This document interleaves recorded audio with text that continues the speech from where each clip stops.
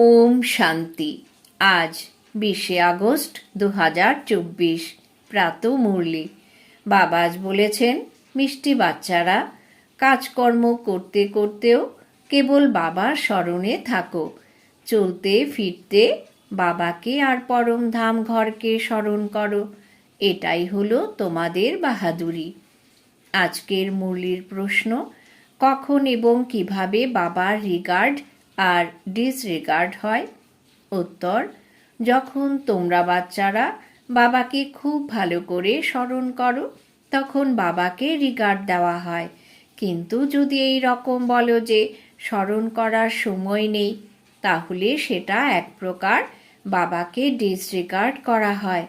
বাস্তবে এতে বাবার ডিসরিগার্ড হয় না, এতে তো নিজেকেই ডিসরিগার্ড করা হয়। তাই কেবল বক্তৃতা দেওয়ার জন্যই বিখ্যাত হও না, স্মরণের যাত্রাতেও বিখ্যাত হও। স্মরণের যাত্রার চার্ট রাখো। এই স্মরণের দ্বারাই আত্মা শতপ্রধান হবে। ওম শান্তি। আত্মারূপী বাচ্চাদেরকে আত্মিক পিতা বলছেন, 84 চক্রের যে জ্ঞান বোঝানো হয় সেটা তো এক নলেজ। এই নলেজ আমরা বাচ্চারা জন্ম জন্মান্তর ধরে পড়েছি এবং ধারণ করেছি। এটা খুবই সহজ, এটা তো কোনো নতুন কথা নয়। বাবা বোঝান যে সত্যযুগ থেকে কলিযুগের অন্তিম পর্যন্ত তোমরা কতবার পুনর্জন্ম নিয়েছ। এই জ্ঞান তো সহজভাবে বুদ্ধিতে রয়েছেই। এও এক প্রকারের পড়াশোনা। রচনার আদি মধ্য অন্তকে বুঝতে হয়, সেটা বাবা বসে থেকে বোঝাচ্ছেন। সেও বাবা ছাড়া আর কেউ বোঝাতে পারবে না। বাবা বলেন, এই জ্ঞানের থেকেও গুরুত্বপূর্ণ বিষয় হলো স্মরণের যাত্রা, যাকে যোগ বলা হয়। যোগ শব্দটা সুপ্রসিদ্ধ, কিন্তু এ হলো আসলে স্মরণের যাত্রা।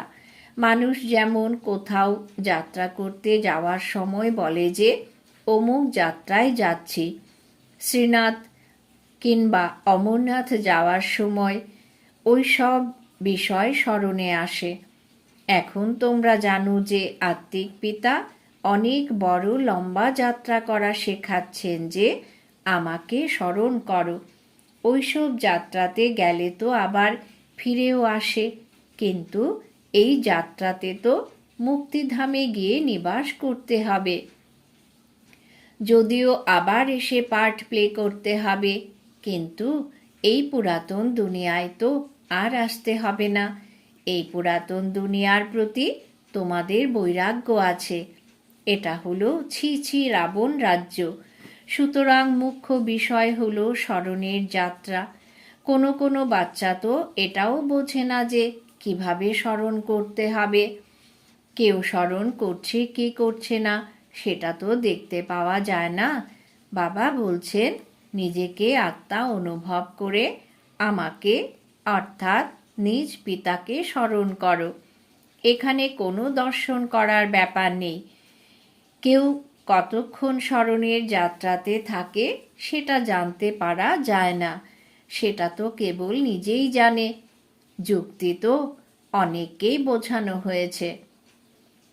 কল্যাণকারী বাবা বুঝিয়েছেন, নিজেকে আত্মা অনুভব করে শিব বাবাকে স্মরণ করো। নিজের সার্ভিস করলে সেটাও করতে থাকো। যেমন কোনো বাচ্চা হয়তো পাহাড়ে পাহারা দেওয়ার ডিউটি করছে, সে তো খুব সহজেই স্মরণ করতে পারবে। কেবল বাবা ব্যতীত অন্য কোনো কিছুই স্মরণে আসা উচিত নয়। বাবা উদাহরণ দিয়ে বোঝাচ্ছেন যে এই স্মরণের যাত্রাতে থেকেই আসা যাওয়া করো। যেমন পাদ্রীরা কত শান্তভাবে হাঁটা চলা করে। বাচ্চারা, তোমাদেরকেও খুব ভালোবাসার সাথে বাবাকে এবং ঘরকে স্মরণ করতে হবে। এটা খুব উঁচু লক্ষ্য। ভক্তরাও এই রকম পুরুষার্থ করে, কিন্তু ওরা এটা জানে না যে এখন আমাদেরকে ফিরতে হবে। ওরা মনে করে যখন কলিযুগের সমাপ্তি হবে তখন ফেরত যাব। ওদেরকে তো এই পদ্ধতিটা শেখানোর মতো কেউ নেই। তোমাদের মতো বাচ্চাদেরকে এটা শেখানো হয়। পাহারা দেওয়ার সময়ে একান্তে বসে যতটা স্মরণ করবে ততই মঙ্গল। স্মরণের দ্বারাই পাপ নাশ হবে। জন্ম জন্মান্তরের পাপ মাথার উপরে রয়েছে। যে আগে শতপ্রধান হবে সেই আগে রাম রাজত্বে আসবে। সুতরাং তাকেই সব থেকে বেশি স্মরণের যাত্রাতে থাকতে হবে। প্রতি কল্পেই এরকম হয়। সুতরাং এদের কাছে স্মরণের যাত্রায় থাকার খুব ভালো সুযোগ রয়েছে। এখানে তো কোনো লড়াই ঝগড়ার ব্যাপার নেই। আসা যাওয়া করতে করতে কিংবা কোথাও বসে থেকে দুটো কাজই একসাথে করতে পারো। পাহারাও দাও আর বাবাকেও স্মরণ করো। কাজকর্ম করতে করতে বাবাকে স্মরণ করো। পাহারাদারদের সব থেকে বেশি সুবিধা। যদি স্মরণ করার অভ্যাস হয়ে যায় তাহলে দিনে কিংবা রাতে যারা পাহারা দেয় তাদের সব থেকে বেশি সুবিধা। বাবা তো এটা খুব ভালো সার্ভিস দিয়েছেন, পাহারা আর স্মরণের যাত্রা। এতে বাবার স্মরণে থাকার সুযোগ পাওয়া যায়। স্মরণের যাত্রাতে থাকার জন্য এই রকম বিভিন্ন যুক্তি শেখানো হয়।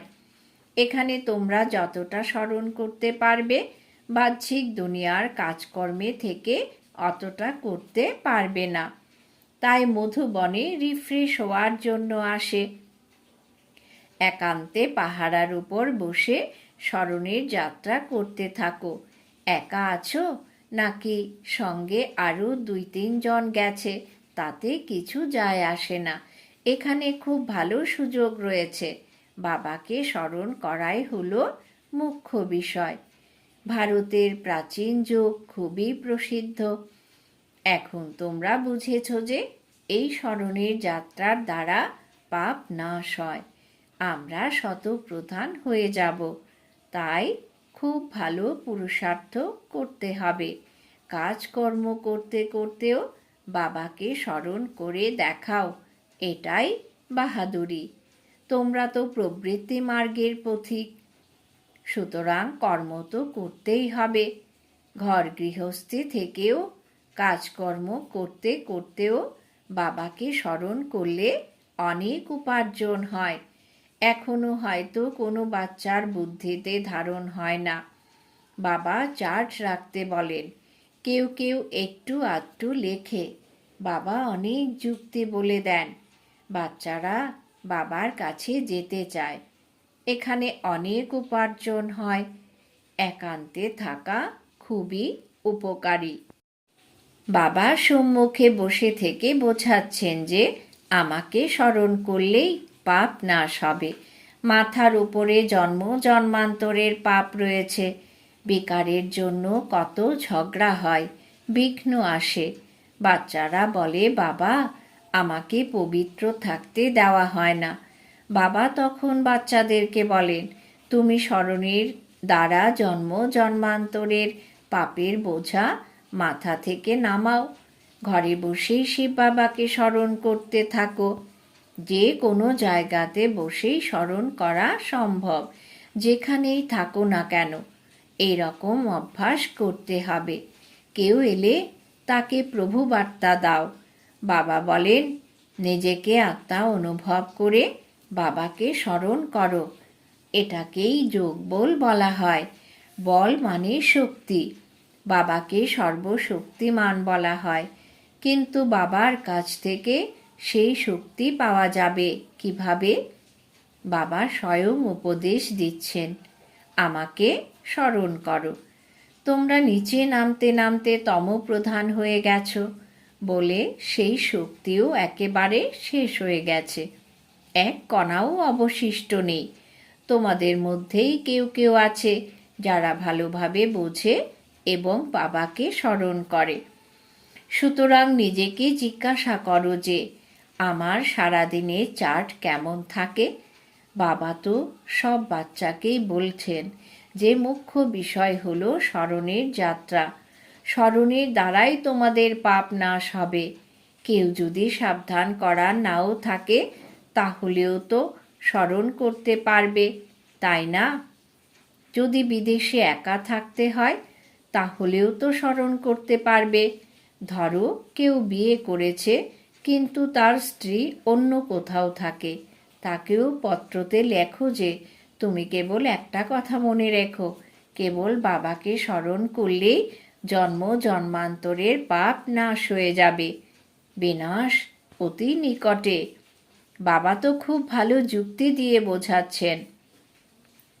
এরপর কেউ করলো কি করলো না সেটা তো তার মর্জি।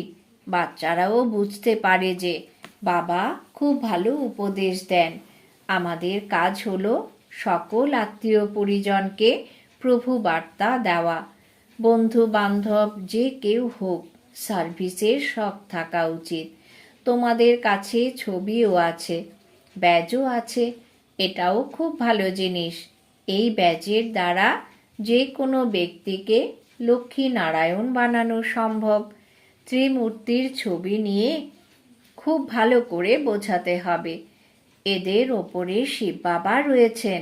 দুনিয়ার মানুষও ত্রিমূর্তির ছবি বানায়, কিন্তু ওপরে শিব বাবাকে দেখায় না। শিব বাবাকে না জানার কারণে ভারতের তরী ডুবে গেছে। এখন শিব বাবার দ্বারাই ভারতের তরী তীরে পৌঁছাবে। মানুষ আহ্বান করে, হে পতিত পাবন, তুমি এসে আমাদের মতো পাপীদেরকে পবিত্র বানাও। আবার তাকেই সর্বব্যাপী বলে দিয়েছে, কত বিশ্রী ভুল করে ফেলেছে। বাবা বসে থেকে বোঝাচ্ছেন, তোমাদেরকেও এইরকম বক্তৃতা দিতে হবে। বাবা এইরকম মিউজিয়াম খোলার, সেবা করার নির্দেশও দেন। এতে অনেক আসবে। বড় বড় শহরে সার্কাস বসে, ওদের কাছে কত জিনিস থাকে। দূরের গ্রাম থেকেও মানুষ আসে দেখার জন্য। তাই তোমাদেরকেও বাবা ওই রকম খুব সুন্দর মিউজিয়াম বানানোর নির্দেশ দিচ্ছেন, যেটা দেখে লোকে খুশি হয়ে যাবে এবং অন্যদেরকেও শোনাবে। এটাও বোঝানো হয় যে এখন যা কিছু সেবা হয় সবই হুবহু আগের কল্পের মতো, কিন্তু শতপ্রধান হওয়ার আন্তরিক ইচ্ছে থাকা উচিত। বাচ্চারা এই বিষয়টাতেই গাফিলতি করে। মায়াও এই স্মরণের যাত্রাতেই বিঘ্ন সৃষ্টি করে। নিজের অন্তরকে জিজ্ঞাসা করা উচিত, আমরা কি সত্যি অতটা শখ আমার কি সত্যিই অতটা শখ রয়েছে? সত্যিই কি আমি অতটা পরিশ্রম করি? জ্ঞানের বিষয় তো খুবই সাধারণ, কিন্তু বাবা ব্যতীত অন্য কেউ এই 84 জন্মের চক্রের কাহিনী বোঝাতে পারবে না। তবে মুখ্য বিষয় হলো স্মরণের যাত্রা। অন্তিমে যেন কেবল বাবা ব্যতীত অন্য কেউ স্মরণে না আসে। বাবা তো বিস্তারিতভাবে নির্দেশ দিতেই থাকেন। মুখ্য বিষয় হলো স্মরণ করা। তোমরা যে কোনো ব্যক্তিকেই বোঝাতে পারো, যে কোনো ব্যক্তিকেই তোমরা ব্যাচ নিয়ে বোঝাতে পারো। অন্য কারোর কাছে এরকম অর্থপূর্ণ মেডেল নেই। মিলিটারিতে যারা ভালো কাজ করে তাদেরকে মেডেল দেওয়া হয়। রায় সাহেবের কাছে এরকম মেডেল রয়েছে। সবাই দেখে যে সে ভাইসরয়ের কাছ থেকে মেডেল পেয়েছে। আগে তো ভাইসরয় ছিল, এখন এদের কোনো ক্ষমতা নেই। আজকাল অনেক ঝগড়া লেগেই থাকে। মানুষের সংখ্যা অনেক হয়ে গেছে। ওদের জন্য তো শহরে অনেক জায়গা প্রয়োজন। বাবা এখন স্বর্গ স্থাপন করছেন। অতএব মানুষের বিনাশ হয়ে যাবে, খুবই অল্প সংখ্যক থাকবে। অনেক জায়গা পাওয়া যাবে, ওখানে তো সব কিছুই নূতন হবে। ওই নূতন দুনিয়াতে যাওয়ার জন্য ভালোভাবে পুরুষার্থ করতে হবে। প্রত্যেক মানুষের উঁচু পজিশন পাওয়ার জন্য পুরুষার্থ করে। কেউ পুরুষার্থ না করলে মনে করা হয় যে সে অনুত্তীর্ণ হয়ে যাবে। সে নিজেও বুঝতে পারে যে আমি হয়তো ফেল করে যাব। তখন সে পড়াশোনা ছেড়ে দিয়ে চাকরি করা শুরু করে। আজকাল তো চাকরির ক্ষেত্রেও অনেক নিয়ম বার করেছে। মানুষ খুবই দুঃখী হয়ে গেছে। বাবা এখন তোমাদেরকে এমন রাস্তা বলছেন যাতে 21 জন্মের জন্য দুঃখের নামটাই থাকবে না। বাবা বলছেন, যতটা সম্ভব কেবল স্মরণের যাত্রাতেই থাকো। রাতের সময়টা খুবই ভালো, শুয়ে শুয়েও স্মরণ করতে পারো। তবে এইরকমভাবে স্মরণ করলে অনেকের ঘুম চলে আসে। কিন্তু যদি বয়স্ক হয় কিংবা অনেকক্ষণ বসে থাকলে অসুবিধে হয়, তবে সে নিশ্চয়ই শুয়ে পড়বে। শুয়ে শুয়েই বাবাকে স্মরণ করবে। খুব আন্তরিক খুশি হবে, কারণ এতে অনেক উপার্জন হয়। হয়তো এখনো সময় আছে, কিন্তু মৃত্যুর তো কোনো ঠিক নেই। তাই বাবা বোঝাচ্ছেন যে মূল বিষয় হলো স্মরণের যাত্রা।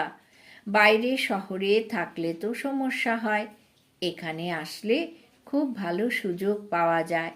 কোনো কিছুর চিন্তা করতে হয় না। তাই এখানে নিজের চার্টকে অনেক বাড়িয়ে নাও। এর দ্বারা তোমাদের চরিত্র শুধরে যাবে। কিন্তু মায়া খুবই শক্তিশালী। যারা ঘরে থাকে তারা অতটা গুরুত্ব দেয় না, কিন্তু যারা বাইরে থাকে তারা বেশি গুরুত্ব দেয়। তবে গোপদের অর্থাৎ সেই সব ভাই যারা প্রভু প্রেমে লীন থাকে, তাদের রেজাল্ট এখনো পর্যন্ত ভালো রয়েছে। কোনো কোনো কন্যা পত্র লেখে, বিয়ের জন্য বাড়িতে খুব সমস্যা করছে, কি করব। কিন্তু যে খুব মজবুত, সে বিচক্ষণ সন্তান হবে, সে কখনোই এইরকম লিখবে না। যদি কেউ এইরকম লেখে, তাহলে বাবাও বুঝতে পারেন যে এই সন্তান আসলে একটা ভেড়া। নিজের জীবনকে বাঁচানো তো নিজের হাতেই রয়েছে। এই দুনিয়ায় অনেক প্রকারের দুঃখ রয়েছে। বাবা খুবই সহজভাবে বোঝাচ্ছেন, তোমরা বাচ্চারা তো মহান ভাগ্যশালী, এখানে এসে সাহেবের সন্তান হয়েছ। বাবা কত শ্রেষ্ঠ বানাচ্ছেন, তা সত্ত্বেও তোমরাই বাবাকে গালাগালি করো, সেটাও আবার কাঁচা গালাগালি। তোমরা এতটাই তমপ্রধান হয়ে গেছো যে বলার নয়। এর থেকে বেশি আর কি সহ্য করব। লোকেরা বলে থাকে, বেশি জ্বালাতন করলে একেবারে মেরে দেব। বাবা এখন বসে বোঝাচ্ছেন, শাস্ত্রে তো কেবল গল্প কাহিনী লিখে দিয়েছে। বাবা তো খুব সহজভাবে যুক্তি দিয়ে বলেন, কাজকর্ম করতে করতেই বাবাকে স্মরণ করো, এতে অনেক লাভ রয়েছে। ভোরবেলায় এসে স্মরণ করতে বসো, খুব মজা পাবে। কিন্তু অতটা শখ নেই। কোনো স্টুডেন্ট ফেল করবে সেটা তো টিচার স্টুডেন্টের চাল চলন দেখেই বুঝে যায়। বাবাও বুঝতে পেরে যান যে এই সন্তান ফেল করে যাবে, সেটাও আবার প্রত্যেক গল্পের জন্য। হয়তো খুব ভালো বক্তৃতা দেয়, খুব সুন্দর প্রদর্শনী বোঝায়, কিন্তু স্মরণ করে না, এতেই তো ফেল হয়ে যায়। এতে তো ডিসরিগার্ড করা হয়, নিজেকেই ডিসরিগার্ড করে। সে বাবার তো ডিসরিগার্ড হয় না। কেউ এরকম বলতে পারো না যে আমি তো স্মরণ করার সময়ই পাই না। বাবা এটা কখনোই মানবেন না। স্নান করার সময়ও তো স্মরণ করতে পারো। খাওয়ার সময় বাবাকে স্মরণ করলে অনেক লাভ হয়। কোনো কোনো বাচ্চা কেবল বক্তৃতা দেওয়ার জন্যই বিখ্যাত, কিন্তু যোগ নেই। সেই অহংকারের জন্যেও অনেকের পতন হয়। আচ্ছা, মিষ্টি মিষ্টি হারানিধি বাচ্চাদের প্রতি মাতা পিতা বাপ দাদার স্মরণের স্নেহ সুমন আর সুপ্রভাত। আত্মাদের পিতা ওনার আত্মারূপী বাচ্চাদেরকে জানাচ্ছেন নমস্কার। আমরা আত্মারূপী বাচ্চারা আমাদের মাতা পিতা বাপ দাদাকে জানাই স্মরণের স্নেহ সুমন, সুপ্রভাত, নমস্কার। ধারণার জন্যে মুখ্য সার। 1 নম্বর, সর্বশক্তিমান বাবার কাছ থেকে শক্তি নেওয়ার জন্য স্মরণের চার্টকে বৃদ্ধি করতে হবে। স্মরণ করার জন্য ভিন্ন ভিন্ন যুক্তি বের করতে হবে। একান্তে বসে বিশেষভাবে উপার্জন জমা করতে হবে। 2 নম্বর, শতপ্রধান হওয়ার ঐকান্তিক ইচ্ছা থাকতে হবে। গাফিলতি করা কিংবা অহংকারের বশীভূত হওয়া উচিত নয়। সার্ভিসের শখ থাকতে হবে এবং তার সাথে স্মরণের যাত্রাতেও থাকতে হবে। বরদান। বাবা আজ বরদান দিয়েছেন, সব কিছু বাবাকে অর্পণ করে কমল পুষ্পের মতো ডিট্যাচ এবং প্রিয় হয়ে থাকা ডবল লাইট ভব। সব কিছু বাবাকে অর্পণ করে কমল পুষ্পের মতো ডিট্যাচ এবং প্রিয় হয়ে থাকা ডবল লাইট ভব। ব্যাখ্যা। বাবার হওয়া অর্থাৎ সব বোঝা বাবাকে দিয়ে দেওয়া। ডবল লাইটের অর্থই হলো সব কিছু বাবাকে অর্পণ করে দেওয়া। এই তন আমার নয়। যখন শরীরই আমার নয় তখন বাকি আর কি রইল? তোমাদের সকলের প্রতিজ্ঞাই হলো, এই তন তোমার, মনও তোমার, ধনও তোমার। যখন সব কিছুই তোমার বলেছ তখন বোঝা কোন বিষয়ের? সেই জন্য কমল পুষ্পের দৃষ্টান্ত স্মৃতিতে রেখে সদা ডিটেচ এবং প্রিয় থাকো, তাহলেই ডবল লাইট হয়ে যাবে। স্লোগান। আত্মিক গুণের দ্বারা কর্তৃত্ব ফলানোর মনোভাবকে সমাপ্ত করে নিজের শরীরের স্মৃতিকে গলিয়ে ফেলে যে সেই সত্যিকারের পাণ্ডব। আত্মিক গুণের দ্বারা কর্তৃত্ব ফলানোর মনোভাবকে সমাপ্ত করে নিজের শরীরের স্মৃতিকে গলিয়ে ফেলে যে সেই সত্যিকারের পাণ্ডব। আজকের সমান আমি ডবল লাইট আত্মা। ওম শান্তি।